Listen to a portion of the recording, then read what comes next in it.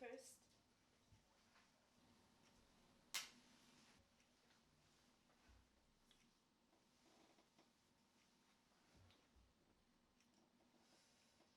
Now, whatever you say here will be recorded as evidence. If all goes well, you'll get the slammer for 3 years.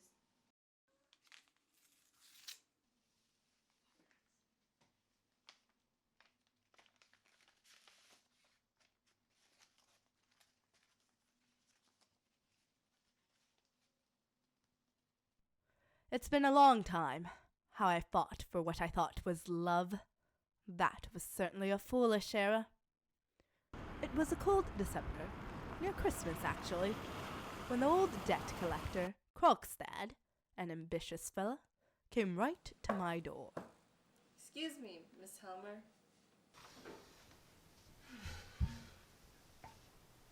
What do you want? A word with you.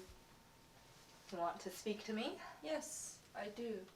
I saw your husband go down the street with a lady. What then?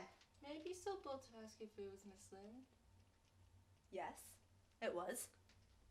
Then can I ask you, is Miss Lynn to have an appointment at the bank? What right have you to question me, Mr. Krogstad? You, my husband's subordinate? Sometimes one has a tiny bit of influence, I should hope. And when anyone is in a subordinate position, Mr. Krogstad, they should really avoid offending anyone who has influence? Exactly. Mrs. Helmer, you'd be so good to use your influence on my behalf to see that I am allowed to keep my subordinate position at the bank. Who proposes to take your post away from you? Oh, there is no need to keep up the pretense of ignorance. The time has come for you to use your influence to prevent that. But, Mr. Krogstad, I have no influence. Oh, haven't you? But just now you said. Naturally, I did not mean for you to put any sort of construction on it. What makes you think I have any sort of influence of that kind with my husband? Listen to me, Miss Helmer. I am prepared to fight for my small post at the bank as if I were fighting for my life. But you must believe me, Mr. Krogstad. It is not in my power to help you.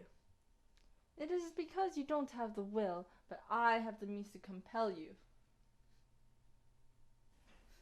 What do you mean? When your father was ill, you came to me asking me for £250. And I did give you that money on certain conditions. And here, you signed them. And there were lines constituting where your father should have signed. Should. He did sign them. Your father was very ill, wasn't he?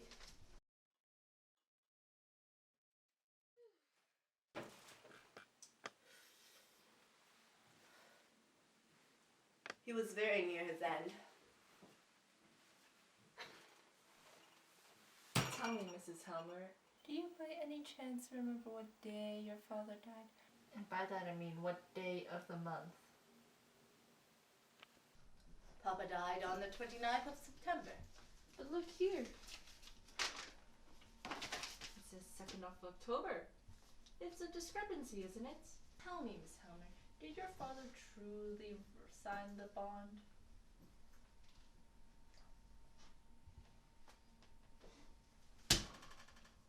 No. No, it was I who signed the bond. Are you aware that this is a dangerous confession you're making? Why didn't you send the bond to your father? I couldn't tell him that my husband's life was in danger when he was so ill himself.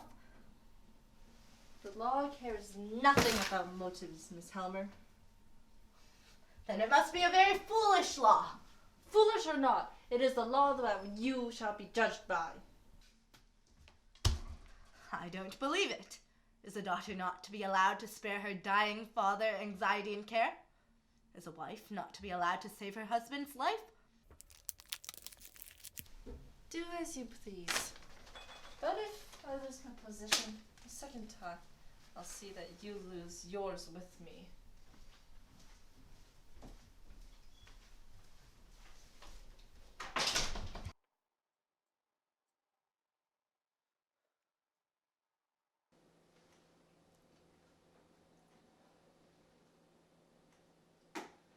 I may be overstepping my boundaries here, Miss Nora, but you don't seem like a criminal to me.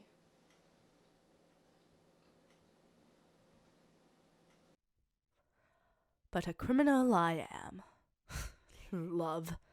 Love is a funny thing. It can make the shrewdest woman a fool.